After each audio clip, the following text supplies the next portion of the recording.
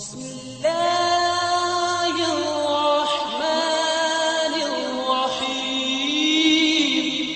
மேலான கணவான்களே, பெரியார்களே, சகோதரர்களே, அல்லாஹ் சுப்ஹானஹு வ தஆலா இந்த பூகோளத்திலே ஏகப்பட்ட படைப்புகளை படைத்து அந்த படைப்புகளுக்கு ஏகப்பட்ட நிஅமத்துகளை கொடுத்திருக்கிறான். அதிலே மனித சமுதாயத்திற்கு அல்லாஹ் ஏகப்பட்ட பிரத்யோகமான நிறைய நிஅமத்துகளை, நிறைய அருட்கொடைகளை அல்லாஹ் கொடுத்திருக்கிறான்.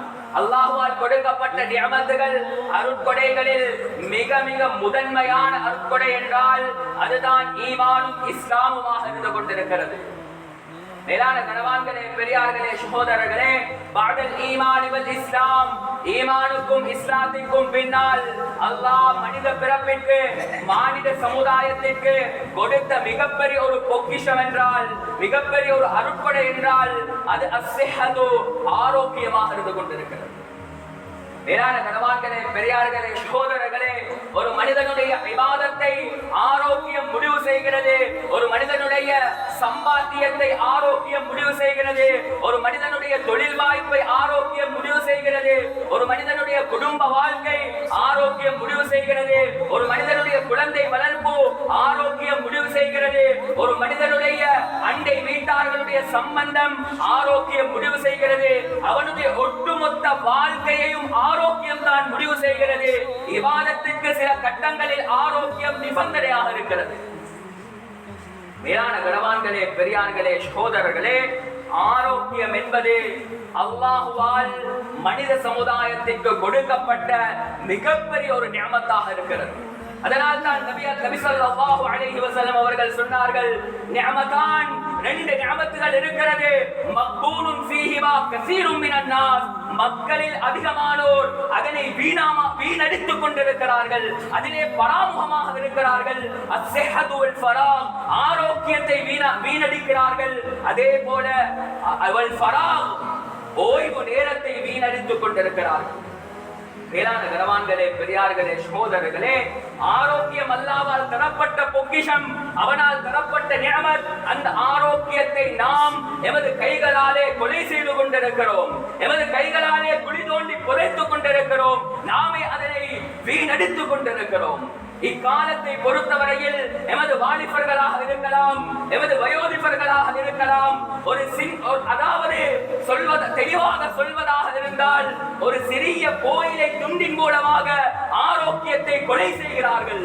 கோயிலை தூளை வாயிலே வைப்பதன் மூலம் ஆரோக்கியத்தை கொலை செய்கிறார்கள். ஒரு பீடி துண்டை வாயிலே வைப்பதன் மூலம் ஆரோக்கியத்தை இல்லாமலாக்கிறார்கள். சிகரெட் குடிப்பதன் மூலம் ஆரோக்கியத்தை அவர்கள் இழக்கிறார்கள். சகோதரர்களே, மிகப்பெரிய பொக்கிஷத்தை வீணாக்குகிறார்கள். மேலான கணவான்களே, பெரியார்களே, சகோதரர்களே, இணையத்திலே படித்த ஒரு கட்டுரையை இந்த இடத்திலே சொல்வது பொருத்தம் என்று நினைக்கிறேன். அதாவது ஒரு சிகரெட் வியாபாரி ஒரு கிராமத்திற்கு செல்கிறார். அந்த கிராமத்தில் யாருமே சிகரெட் பாவிக்கக்கூடியவர்கள் அல்ல. வியாபாரம் செய்வதற்காக வேண்டி முயற்சி செய்கிறார். எவ்வளவு முயற்சி செய்தும் அவருக்கு வியாபாரம் நடக்கவில்லை. இப்பொழுது என்ன செய்கிறார்? வியாபாரம் நடக்க வேண்டும் என்பதற்காக வேண்டி சிகரெட்டினுடைய பயன்களை சொல்ல ஆரம்பிக்கிறார். மக்களை பார்த்து சொல்கிறார், ஏ கிராமவாசிகளே, யார் இந்த சிகரெட்டை உபயோகிப்பார்களோ அவர்களை நாய் கடிக்க மாட்டாது. யார் இந்த சிகரெட்டை உபயோகிப்பார்களோ அவர்களுடைய வீட்டுக்கு கல்வர்கள் வரமாட்டார்கள். யார் சிகரெட்டை பிடிப்பார்களோ அவர்களுக்கு ஊனமுற்ற குழந்தைகள் பிறக்க மாட்டாது. யார் சிகரெட்டை பிடிப்பார்களோ அவர்களுக்கு முதுமை நெருங்க மாட்டாது என்று இவர் பிரச்சாரம் செய்ய ஆரம்பிக்கிறார். மக்கள் ஆரோக்கியத்தை தேடி வந்தார்கள். இவர் சொன்ன அனைத்து விடயமும் ஆரோக்கியத்துடன் சம்பந்தப்பட்டது. அந்த கிராமவாசிகள் ஆரோக்கியத்தை தேடி அந்த சிகரெட்டை குடிக்க ஆரம்பிக்கிறார்கள். போதைக்கு அடிமையானார்கள், ஆரோக்கியத்தை இழந்தார்கள். மேலான கணவான்களே, பெரியார்களே, சகோதரர்களே, கிராம தலைவருக்கு சரியான கவலை. அந்த வியாபாரியை தேடி சென்றார். வியாபாரியிடத்தில் கேட்டார், எமது ஊர் மக்களை நாசமாக்கி விட்டீர், ஏமாற்றி விட்டீர், சிகரெட்டின் பயன்களை சொல்லி அவர்களின் ஆரோக்கியத்தை கெடுத்து விட்டீர். வியாபாரி அமைதியாக பதில் சொன்னால், நான் எந்த ஒரு பொய்யையும் சொல்லவில்லை, உங்களது கிராமவாசிகளை ஏமாற்றவும் இல்லை. சொன்னார், நாய் கடிக்க மாட்டாது, சிகரெட் குடிப்பவர்களை நாய் கடிக்க மாட்டாது என்று சொன்னேன். அது உண்மைதானே. சிகரெட் குடிப்பவர்கள் நாளடைவில் சோர்வடைந்து விடுவார்கள். அவர்களுடைய அங்க அவயங்கள் எல்லாம் பலவீனமடைய ஆரம்பித்துவிடும். அதனால் அவர்கள் நடக்க முடியாமல் போவார்கள். கையிலே ஒரு தடியை எடுத்துக் கொள்வார்கள். தடியுடையவர்களை பார்த்தால் நாய் கிட்டே வரமாட்டாது. நான் சொன்னது உண்மைதானே என்று சொன்னார்.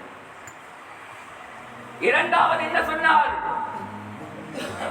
சிகரெட் பிடிப்பவர்களின் வீட்டுக்கு கல்வர்கள் வரமாட்டார்கள். ஏன் வரமாட்டார்கள்? சிகரெட் பிடிப்பவர்களுக்கு இருமல் ஏற்படும்.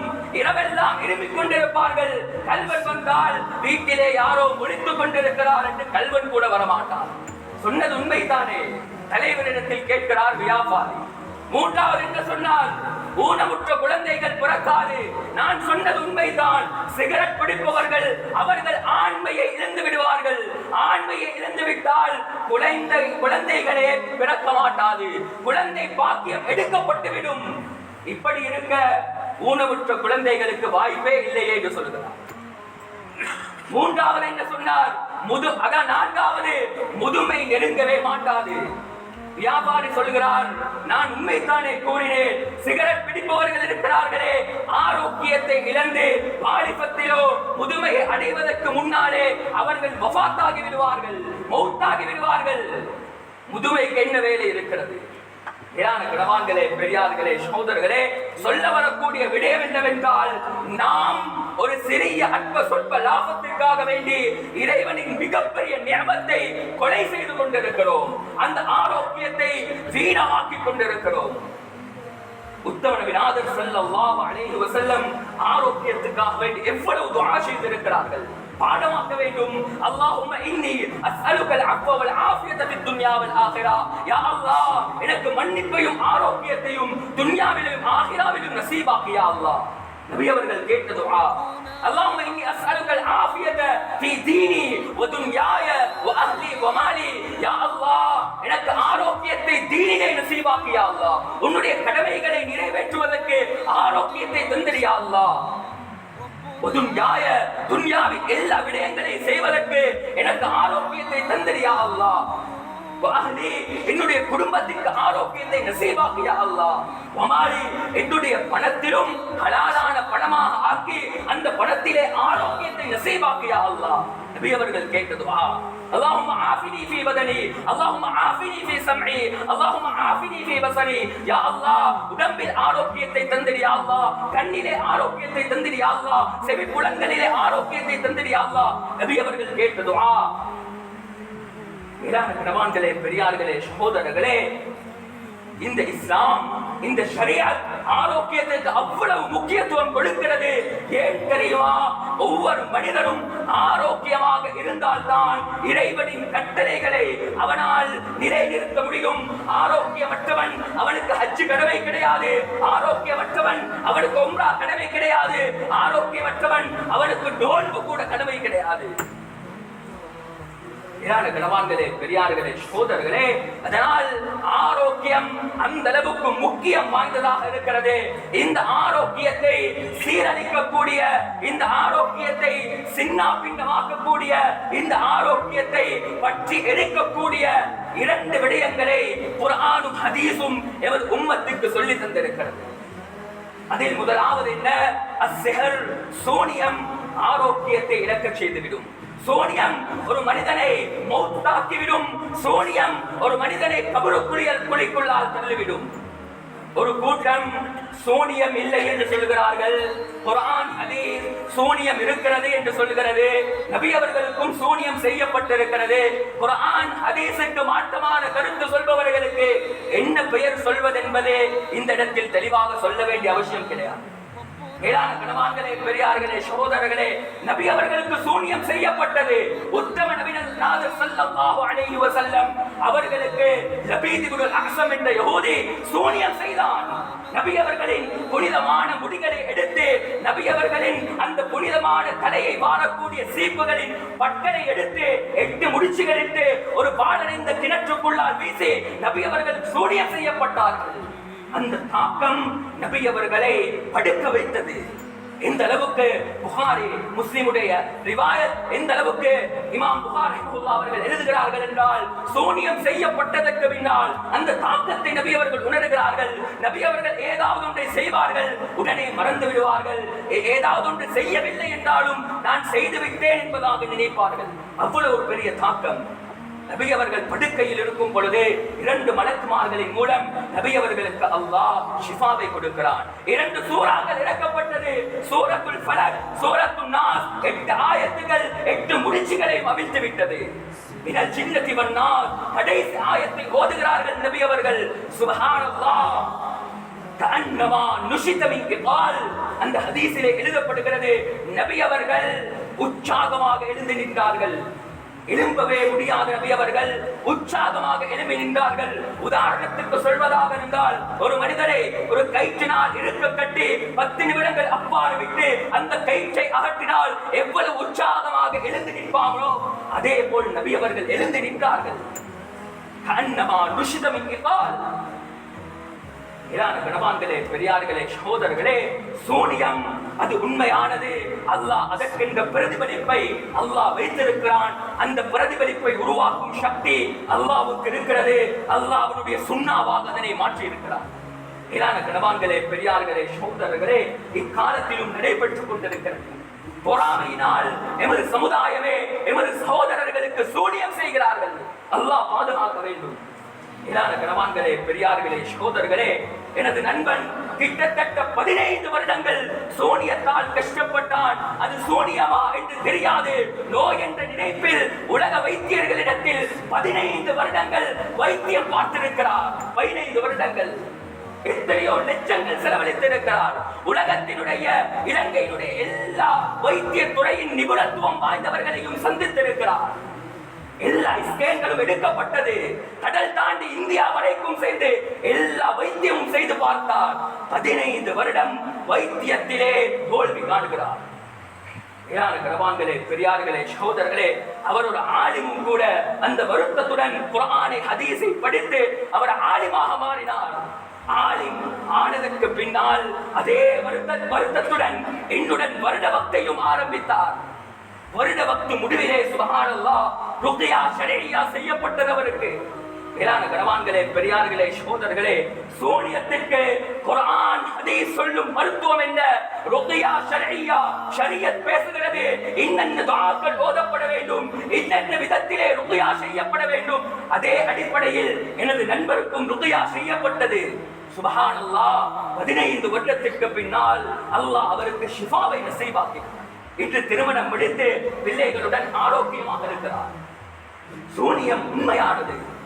கணவான்களே, பெரியார்களே, சகோதரர்களே, ஆரோக்கியத்தை பாழாக்கும் 2 விடயங்களில் முதலாவது சூனியம், இரண்டாவது அல் ஐன், கண் திருஷ்டி, கண்ணேர் என்று சொல்லக்கூடியது. ஒரு கூட்டம் கண் திருஷ்டி இல்லை என்று சொல்கிறார்கள். எதனை வைத்து சொல்கிறார்களோ தெரியாது. அவர்களுக்கு என்ன பெயர் சொல்ல வேண்டும் என்று எனக்கு தெரியாது. கணவான்களே, பெரியார்களே, சகோதரர்களே, குர்ஆன் ஹதீஸ் அதனை உண்மை என்று சொல்கிறது.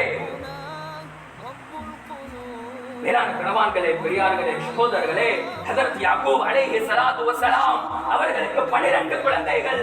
சொன்னார்கள், குழந்தைகளே, எகிப்து நாட்டுக்கு நீங்கள் செல்லும் பொழுது, நுழையும் பொழுது, யா பனிய லா ததுகுலு மின் பாபின் வாஹிதின் வதுகுலு மின் அபுவாபின் முதஃபர்ரிகா.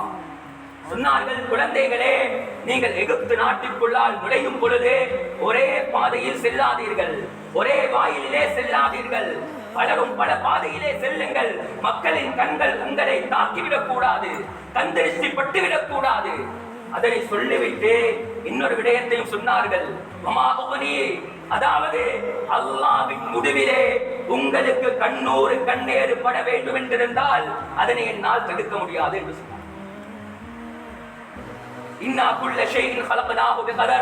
சூனியமாக இருக்கலாம், கண்ணூராக இருக்கலாம், அனைத்தும் இறைவனின் நாட்டப்படிதான் நடக்கிறது. தெளிவுபடுத்தினார்கள். கண்ணூர் என்பது உண்மையானது. அது பிரதிபலிக்க வேண்டும் என்றால் இறைவனின் நாட்டம் வேண்டும் என்பதை யாக்கூப் அலைஹிஸ்ஸலாம் தெளிவுபடுத்தினார்கள். وَإِيَّكَادُ الَّذِينَ كَفَرُوا لَيُزْلِقُونَكَ بِأَبْصَارِهِمْ لَمَّا سَمِعُوا الذِّكْرَ وَيَقُولُونَ إِنَّهُ لَمَجْنُونٌ. ஆச்சரியமான ஒரு ஆயத். தஃசீரை பிரட்டி படித்து பாருங்கள். சுப்ஹானல்லாஹ். அக்கால குறைஷிகள் நபி அவர்களுக்கு சூழ்ச்சி செய்தார்கள். நபி அவர்கள் குர்ஆனை படித்து கொடுத்துக் கொண்டிருந்தார்கள். ஏகப்பட்டவர்கள் இஸ்லாத்தை ஏற்றுக்கொண்டிருந்த தருணம் அது. குறைஷி குஃபார்கள் நபி அவர்களுக்கு சூழ்ச்சி செய்கிறார்கள். எப்படி? கண்ணூரின் மூலமாக, கந்திருஷ்டியின் மூலமாக நபி அவர்களை கொலை செய்வோம் என்று மஷூரா செய்கிறார். குர்ஆன் பேசுகிறது. மேலான கணவான்களே, பெரியார்களே, சகோதரர்களே, இந்த ஆயத்தினுடைய சபபுன் நுசூலை இமாம் பகவி ரஹ்மத்துல்லாஹ் அவர்கள் எழுதும் பொழுது அவர்கள் சொல்கிறார்கள், அந்த குறைஷிகள் அரபியர்களுக்கு மத்தியில் தேடினார்கள் யாருடைய கண்ணுடைய பார்வை அது கொடூரமானது என்பதை தேடினார்கள். அக்காலத்திலேயே விஞ்ஞானிகளை விட அதிகமாக யோசித்திருக்கிறார்கள் அந்த குறைஷிகள். மேலான கணவான்களே, பெரியார்களே, சகோதரர்களே, அக்காலத்தில் ஒரு அரபி இருந்தால் அந்த அரபி என்ன செய்வார் என்றால், ஒரு நாள் அல்லது 2 நாள் 3 நாள் தொடர்ச்சியாக சாப்பிடாமல் இருப்பார். சாப்பிடாதவர் 3 நாளைக்கு பின்னால் தனது கூடாரத்திலிருந்து வெளியே வருவார். வந்து ஒட்டக மந்தைகள், ஆட்டு மந்தைகள், மாட்டு மந்தைகளை பார்த்து கண்ணூறுபடுவார், கந்திரிஷிப்படுவார். எவ்வளவு அழகான மந்தை, எவ்வளவு அழகான ஒட்டகம், எவ்வளவு அழகான இந்த மாட்டு மந்தை என்று கண்ணூறுபடுவார். அவர் அவ்வாறு கடந்து சென்றவுடனே அந்த எல்லா மந்தைகளிலிருந்தும் ஒரு பகுதி அவ்வாறே செத்து விழுந்துவிடும். அந்த அளவுக்கு அந்த கண்ணூறு அந்த அதாவது தாக்கத்தை உருவாக்கக்கூடியதாக இருந்தது. இவரை சந்தித்து அந்த குறைஷிகள் சொல்கிறார்கள், நபி அவர்களை கண்ணூரின் மூலம் கொலை செய்ய வேண்டும், இந்த கண் பார்வையின் மூலம் கொலை செய்ய வேண்டும். அவர்கள் ஒத்துக்கொண்டார். நபி அவர்களை கண்ணூரின் மூலம் கொலை செய்வதற்கு முயற்சி செய்தார்கள். குர்ஆனின் வெளிச்சத்தால் அல்லாஹ் பாதுகாத்தான் என்பதை தான் அந்த ஆயத் சுட்டி காட்டுகிறது. மேலான கணவான்களே, பெரியார்களே, சகோதரர்களே, கண்ணூர் என்பது உண்மையானது. நபி அவர்கள் சொன்னார்களே, புகாரி முஸ்லிமிலே பதிவு செய்யப்பட்ட ஹதீஸ், அல் ஐனு ஹக்குன், கண்ணூர் என்பது உண்மையானது, கண்ணீர் என்பது உண்மையானது. வலவ் கான ஷைஉன் சாபகல் கதர், இந்த கதா கதரை முந்தக்கூடிய ஒன்றிருந்தால் லஸபகத்துல் ஐன், கண்ணூர் தான் முந்தும் என்று சொன்னார்கள். கண்ணூர் தான் முந்தும் என்று சொன்னார்கள். இன்னொரு முக்கியமான ஹதீஸை நபி அவர்கள் சொன்னார்கள், அக்ஸரு மின் உம்மதி அக்ஸரு மம்மாத மின் உம்மதி பஅத கதாஇல்லாஹி வ கதரிஹி பில் ஐன், என்னுடைய உம்மத்தில் கதா கதருக்கு பின்னால் அதிகமாக வஃபாத்தாக கூடியவர்கள் கண்ணூரின் மூலம் என்று சொன்னார்கள். கண்ணூரில் எத்தனையோ பேர் மௌத்தாகி போறார்கள். திடீரென்று தலைவலி, திடீரென்று வயிற்று வலி, திடீரென்று முதுகுவலி, அவர்கள் மருத்துவம் பார்த்துக் கொண்டே இருக்கிறார்கள். மௌத்து வரைக்கும் மருத்துவம் பார்த்தாலும் மருத்துவன் சொல்லுவான், உனக்கு எந்த பிரச்சனையும் இல்லை. இவருக்கு வருத்தமானால் அதே நிலையில் வஃபாத்தாகி விடுவார். காரணம் கண்ணூர். கணவான்களே, பெரியார்களே, சகோதரர்களே, நபி அவர்கள் சொன்னார்கள், ஒரு மனிதன் ஆரோக்கியமாக இருப்பான். ததுகுலு ரஜுலல் கபர், அல் ஐனு ததுகுலு ரஜுலல் கபர், அந்த ஆரோக்கியமான மனிதனுக்கு கந்திருஷ்டி ஏற்படும், அதனால் தாக்கப்படுவான், கபருக்குள்ளால் சென்று விடுவான் என்று சொன்னார்கள். கணவான்களே, பெரியார்களே, சகோதரர்களே, எதற்கெடுத்தாலும் மருந்து மருந்து, எதற்கெடுத்தாலும் வைத்தியன் வைத்தியன் என்று சுற்றி கொண்டிருக்கக்கூடிய நாம் விழித்துக் கொள்ள வேண்டும். எனக்கு ஏன் இந்த நோய் ஏற்பட்டிருக்கிறது? ஸஹல் இப்னு ஹுனைஃப் ரலியல்லாஹு அவர்கள் தெளிவாக சொல்லப்பட்ட ஹதீஸ், இமாம் நஸாயி ரஹ்மஹுல்லாஹ், இமாம் அஹ்மத் ரஹ்மஹுல்லாஹ், இமாம் மாலிக் ரஹ்மஹுல்லாஹ் போன்ற பெரும் பெரும் இமாம்கள் இந்த ஹதீஸை பதிவு செய்திருக்கிறார்கள். ஸஹல் இப்னு ஹுனைஃப் ரலியல்லாஹு அவர்கள் ஒரு மதீனாவின் பள்ளத்தாக்கிலே குளிப்பதற்காக வேண்டி தயாரானார்கள். ஃபனஸஅ ஜுப்பதஹு, தன்னுடைய ஜுப்பாவை கலட்டினார்கள். சொல்லப்படுகிறது, அவருடைய மகனார் தான் இந்த ஹதீஸை ரிவாயத் செய்கிறார்கள். சொல்கிறார்கள், என்னுடைய தந்தை அழகான மேனி கொண்டவர், ஒரு வெள்ளை நிறத்தவர், அவருடைய மேனி மிகவும் அழகானதாக இருக்கும். பக்கத்திலே ஆமிர் இப்னு ரபீஆ ரலியல்லாஹு அவர்கள் இருக்கிறார், ஒரு சஹாபி. ஆமிர் இப்னு ரபீஆ இவரின் மேனியை கண்டவுடனே சொன்னார், எவ்வளவு அழகான மேனி என்று சொல்லிவிட்டார். மாஷா அல்லாஹ் என்று சொல்லவில்லை, பாரக்கல்லாஹ் சொல்லவில்லை, அல்ஹம்துலில்லாஹ் சொல்லவில்லை, சுப்ஹானல்லாஹ் சொல்லவில்லை. எங்கே அல்லாஹ்வுடைய பெயர் சொல்லப்படுகிறதோ அங்கு கந்திருஷ்டி ஏற்பட மாட்டாது. ஏதோ தவறுதலாக சொல்லிவிட்டார். அதே இடத்தில் அந்த ஸஹல் இப்னு ஹுனைஃப் ரலியல்லாஹு அவர்கள் குற்றுயிராக விழுந்தார்கள், பேச்சு மூச்சற்றவர்களாக மாறிவிட்டார்கள். நபி அவர்களிடத்தில் எடுத்து செல்லப்படுகிறது. என்ன நடந்தது? ஆமிர் இப்னு ஃபுஹைர், ஆமிர் இப்னு ரபியா இப்படி ஒரு வார்த்தையை சொன்னார், ஆமிரை வரச் சொல்லுங்கள். நபி அவர்கள் கேட்டார்கள், உனது சகோதரனை நீ கொலை செய்ய போகிறீரா?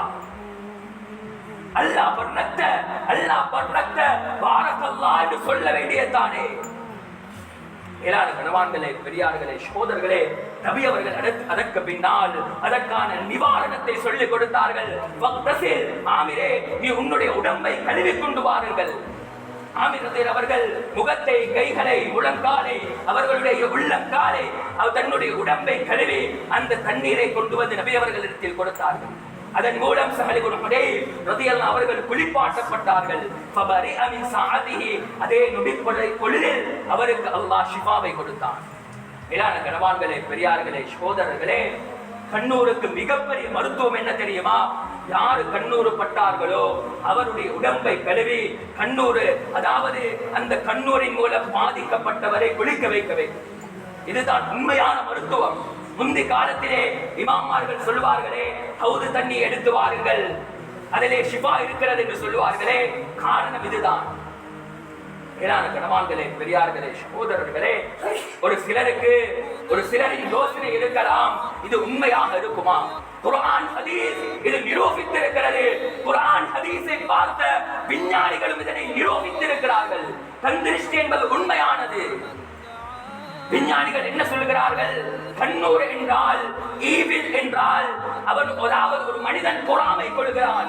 பொறாமை கொள்ளும் பொழுது அவனுடைய உள்ளத்திலிருந்து ஒரு விதமான வேவ்ஸ் வெளிப்படுகிறது, அலைகள் வெளிப்படுகிறது.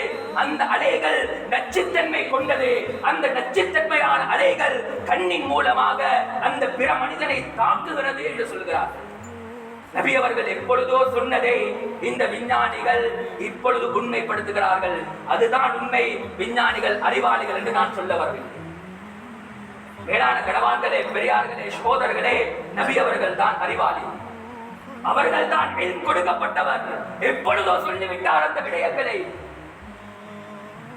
இமாமார்கள் சொல்லும் பொழுது சொல்கிறார்கள், அல்-ஐன், கண்ணூர் என்றால் என்ன தெரியுமா? இன்னஹா ஸஹ்மும் மின் ஸிஹாமில் மஸ்மூம், நஞ்சூட்டப்பட்ட அம்புகளில் ஒரு அம்பு என்று சொல்கிறார்கள்.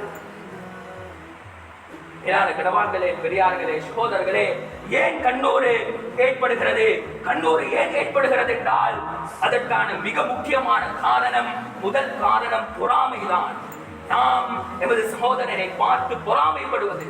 இவன் முன்னேறி விட்டானே, வாழ்க்கையில் என்னை விட இவன் முன்னேறி விட்டானே, எனக்கு ஒரு வீடு இருக்கிறது, இவனுக்கு இரு வீடாகிவிட்டது, எனக்கு வாகனம் இல்லை, இவனுக்கு வாகனம் இருக்கிறது. இப்படியெல்லாம் அந்த பொறாமை குணம்தான் கண்ணூரை கொண்டு வந்து சேர்க்கிறது. இரண்டாவதாக எழுதப்படுகிறது, கண்ணூர் ஏற்படுவதற்கு இரண்டாவது காரணம் அல்-இஅஜாப், ஏக்கம். அல்-இஅஜாப், ஏக்கம், ஆச்சரியப்படுவது. மாஷா அல்லாஹ், அல்ஹம்துலில்லாஹ், பாரக்கல்லாஹ் என்று சொல்லாமல் ஏங்கி பேசுவது. எவ்வளவு அழகான ஆடை, எவ்வளவு அழகான கடை, எவ்வளவு அழகான வாகனம், இப்படி மாஷா அல்லாஹ் என்று சொல்லாமல் சொல்வது, இதுவும் கண்ணூர் தான். மேலான கணவான்களே, பெரியார்களே, சகோதரர்களே, இந்த கண்ணூரினுடைய அடையாளங்கள் என்ன? சிலருக்கு தலைவலி இருந்து கொண்டே இருக்கும், சிலருக்கு மூட்டுகளில் வலி இருந்து கொண்டே இருக்கும், சிலருக்கு ஒரு பக்கம் கண் அது வலித்துக் கொண்டே இருக்கும், சிலர் தூங்கிக் கொண்டே இருப்பார்கள், சிலருக்கு சோம்பேறித்தனம் இருக்கும், சிலருக்கு தூக்கமின்மை இருக்கும், சிலருடைய குதிக்கால்கள் அது வருத்தமாக இருக்கும், சிலருடைய முதுகம் தண்டு அது வருத்தமாக இருக்கும், சிலருக்கு ஆங்காங்கே கொப்பளங்கள் வர ஆரம்பிக்கும். இதுதான் கண்ணூரின் ஆரம்பம். முஸ்லிம் ரஹிமஹுல்லாஹ் அந்த ஷரஹிலே எழுதியிருக்கிறார். கணவான்களே, பெரியார்களே, சகோதரர்களே, இந்த கண்ணூருக்கு ஷரியத் அடிப்படையில் நாங்கள் மருத்துவம் செய்யாவிட்டால், ருக்யா அஷ்ஷரஇய்யா, ருக்யா நபி அவர்களால் சொல்லப்பட்ட துஆக்களின் மூலம் மருத்துவம் செய்யாவிட்டால் அந்த சிறிய நோய்கள் எல்லாம் ஒரு பாரதூரமான நோயின் பக்கம் எங்களை தள்ளிவிடும். அந்த நோய் எங்களை கபரு வரைக்கும் கூட்டிச் செல்லும் என்பதுதான் நபி அவர்களின் ஹதீஸின் கருத்தாக, விளக்கமாக இருந்து கொண்டிருக்கிறது. மேலான கணவான்களே, பெரியார்களே, சகோதரர்களே, ஒரு சிறிய விடயத்தை கூறி முடித்துக் கொள்கிறேன். கண்ணூர் ஏற்படுவதற்கு இன்னொரு முக்கியமான காரணம் என்னவென்றால் தற்பெருமை. இன்று மக்கள் தற்பெருமை அடிக்கிறார்கள்.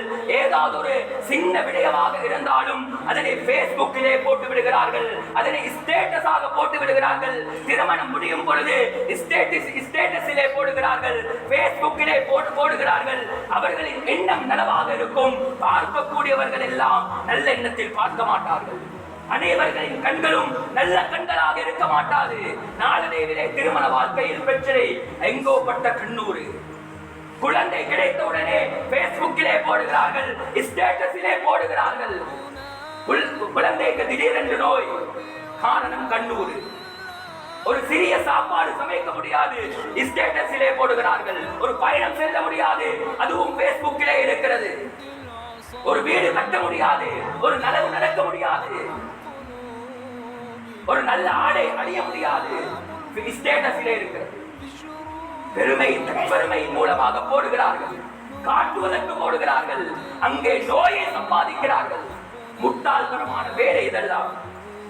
மேலான கணவான்களே, பெரியார்களே, சகோதரர்களே, கண்ணூரின் மூலம் பாதிக்கப்பட்டு அவன் கபரை அடைகிறான். அதனால் கண்ணூரின் மூலம் நாம் எம்மை பாதுகாக்க வேண்டும் என்றால் இது போன்ற விடயங்களை விட்டும் நாம் தவிர்த்து கொள்ள வேண்டும். எம்மையும் ரப்பையும் நாம் எவ்வளவோ அதாவது சம்பந்தப்படுத்த முடியுமோ, இறைவனுடன் எமது வாழ்க்கையை எந்த அளவுக்கு நெருக்க முடியுமோ அந்த அளவுக்கு நாம் நெருக்க வேண்டும். ஒரு ஹதீஸ் இன்று காலையில் தான் படித்தேன். அதாவது நபி அவர்கள் சொல்கிறார்கள், அதாவது அல்லாஹ் ஒரு மனிதனுடன் இரக்கம் கொள்கிறான். எப்படியாப்பட்ட மனிதன்? அல்லாஹ்வை அடைய முயற்சி செய்த மனிதனுடன் அல்லாஹ் இரக்கம் கொண்டு விட்டான் என்றால் மலக்குமார்களை பார்த்து அல்லாஹ் சொல்கிறான், இந்த அடியானை நான் நேசிக்கிறேன், நீங்களும் நேசித்து விடுங்கள். மலக்குமார்களும் நேசிக்கிறார்கள். மலக்குமார்கள் நேசித்தவுடனே இந்த பூகோளத்திலே வாழக்கூடிய அத்துணை ஜீவராசிகளுடைய உள்ளத்திலும் அந்த மனிதனை அல்லாஹ் நேசிக்கும்படி கட்டளையிடுகிறார். அந்த உணர்வை போட்டு விடுகிறார். ஒட்டுமொத்த உலகமும் அந்த மனிதனை நேசிக்க ஆரம்பிக்கிறது. இப்படி நேசிக்கப்படக்கூடிய ஒருவன் கந்திர்ச்சியால் ஒரு நாளும் பாதிக்கப்பட மாட்டான். அதனால் எமது வாழ்க்கை ரப்புக்காக வேண்டியிருக்க வேண்டும். உலகத்துக்கோ ஊருக்கோ அதன் ஸ்டேட்டஸுக்காக வேண்டியோ இந்த பேஸ்புக்குக்காக வேண்டியோ இருக்கக்கூடாது. எமது வாழ்க்கையை நாம், எமது சிஹத்தை நாம் பாதுகாக்க வேண்டும். ஆரோக்கியம் இறைவனால் கொடுக்கப்பட்ட மிகப்பெரிய பாக்கியம். நபி அவர்கள் ஏகப்பட்ட துஆக்களை சொல்லி தந்திருக்கிறார்கள். அந்த துஆவின் மூலம் எமது ஆரோக்கியத்தையும், எமது இபாதத்தையும், எமது குடும்பத்தையும், எமது குழந்தை செல்வங்களையும் பாதுகாக்கக்கூடிய பாக்கியத்தை அல்லாஹ் எங்களுக்கு நீ நசீபாக்கிறியா அல்லாஹ்.